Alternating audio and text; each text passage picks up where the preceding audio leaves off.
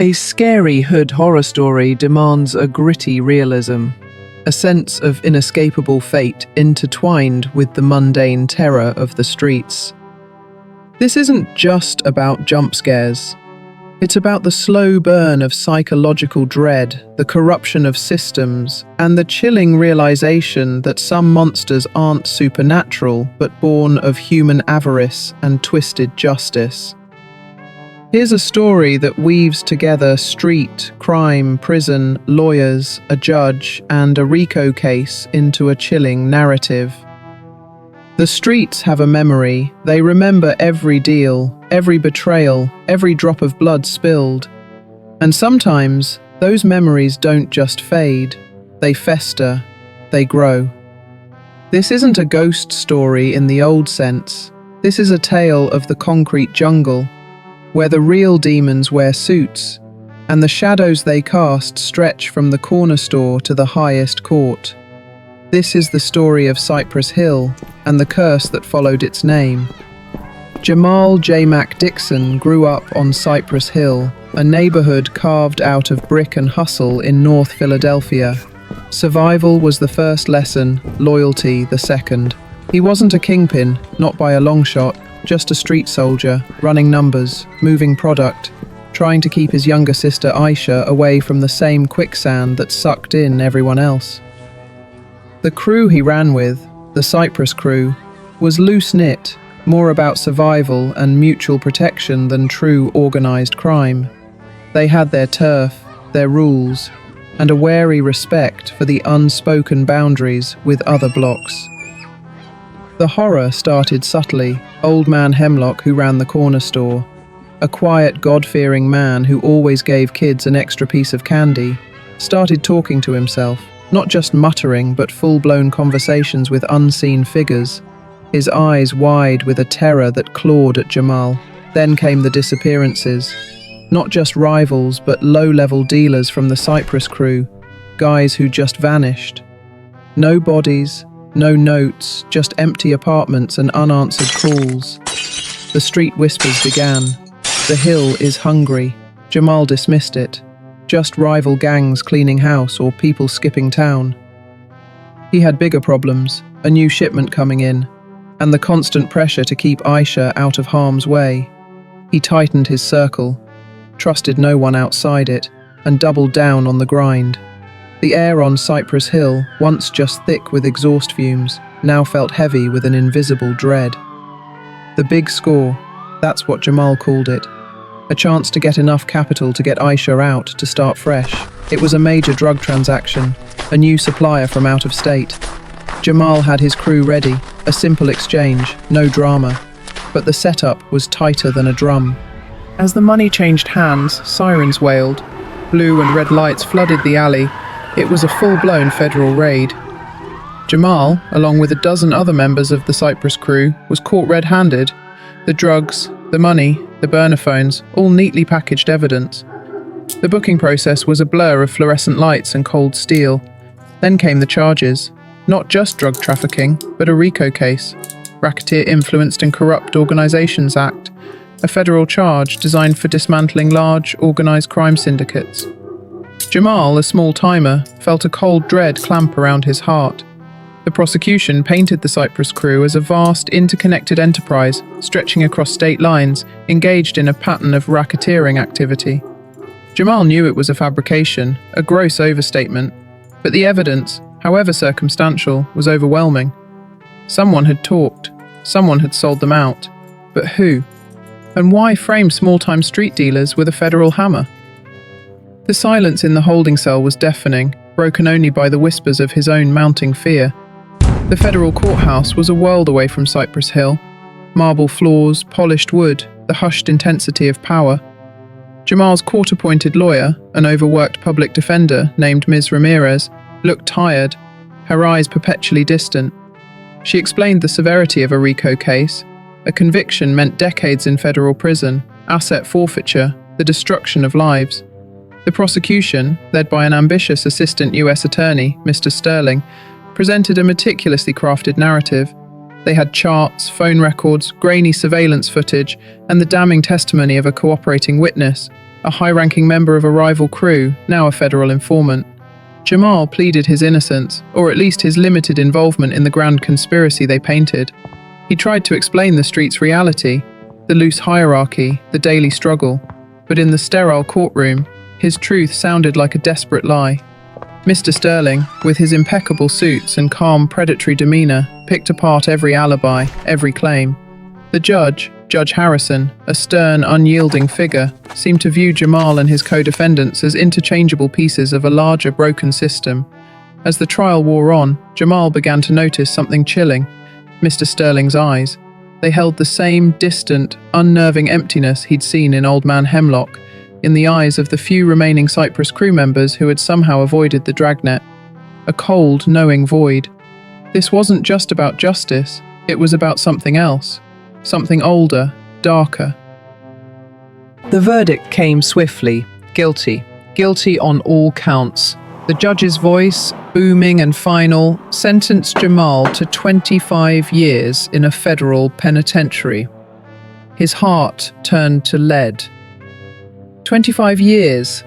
Aisha would be grown. The street would have forgotten him. As he was led away through the grim hallways of the courthouse, Jamal felt the weight of the system, a crushing, invisible force. He was escorted to a maximum security prison, a fortress of concrete and razor wire, 1,000 miles from Cypress Hill.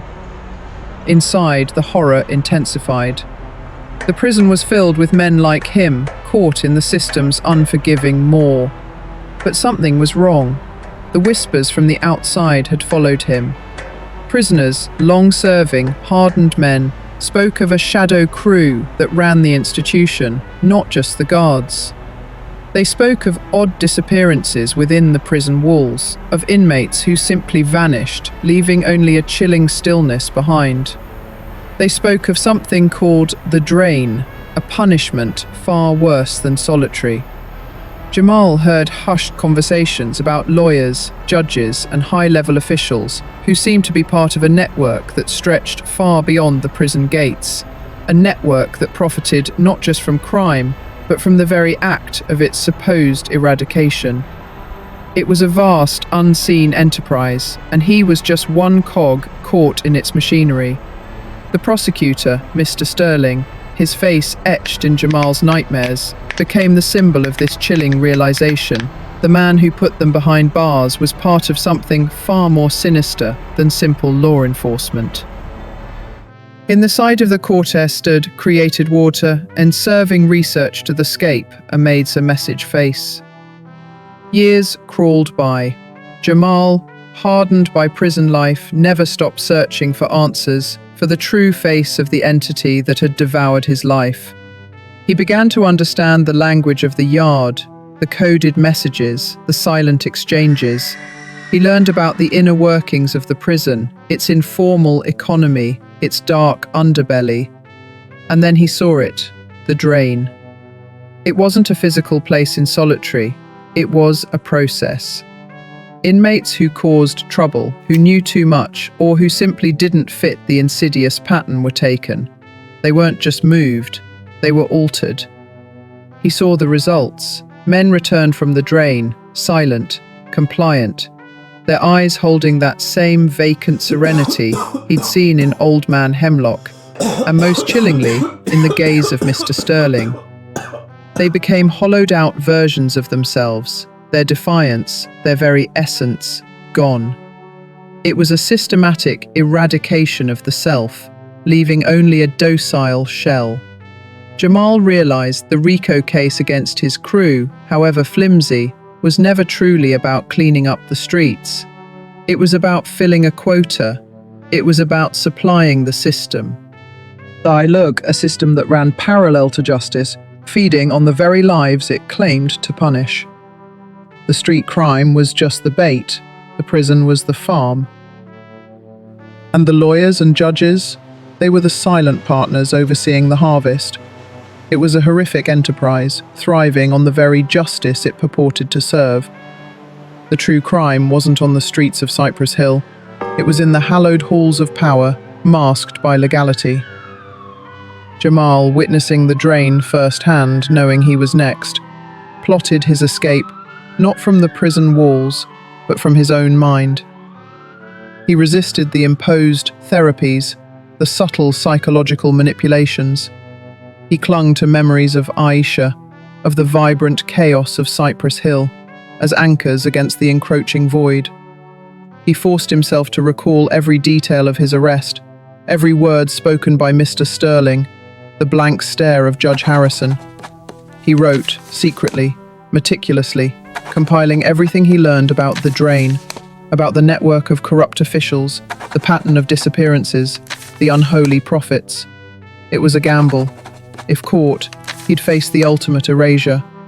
His chance came during a chaotic prison riot, a diversion he didn't plan but seized. In the ensuing pandemonium, he found a moment, a sliver of opportunity. He didn't escape from the prison, not physically. Instead, he managed to smuggle out his meticulously detailed notes through an old, forgotten channel, relying on a desperate, unlikely ally on the outside. He knew what would happen to him next. He knew the drain awaited. But he had sent his message. He had screamed his truth into the void, hoping someone, somewhere, would listen. Months later, the whispers about the Stillwater sanctuary grew louder. Ethan's writings made it to an independent investigative journalist. The story began to break, slowly, piece by agonizing piece.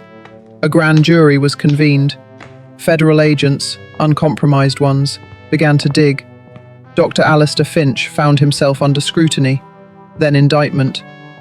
But the case was difficult. RICO cases are complex, especially when the enterprise is masked by legitimacy. The layers of corruption, the careful legal maneuvering, the silence of the drained victims. It was a Gordian knot of depravity. Judge Harrison was questioned, his record scrutinized. Mr. Sterling, the ambitious prosecutor, disappeared.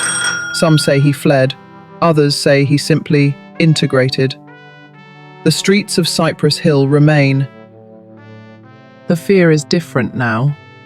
It's not just the fear of a rival crew or a random mugging. It's the chilling, pervasive dread that the very system meant to protect you, the very justice meant to serve you, might be the deepest, darkest trap of all. And somewhere in a federal prison, Jamal J-Mack Dixon might still exist, a hollowed-out shell, his mind perhaps finally at peace. But the echoes of Cypress Hill and the terrifying truth he uncovered now resonate in the concrete corridors of power, a haunting testament to a horror far more insidious than any monster born of shadow.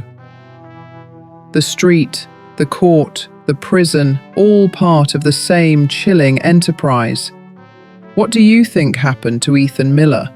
And what is the true cost of justice when it's built on a foundation of control and corruption?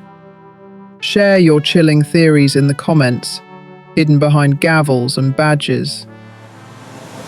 Next time, we unravel another chilling account of betrayal and terror from the shadows of our world.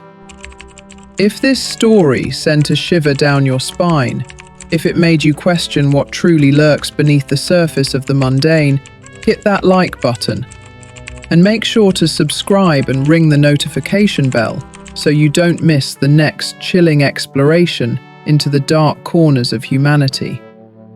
Remember, some horrors aren't supernatural, they're just systemic,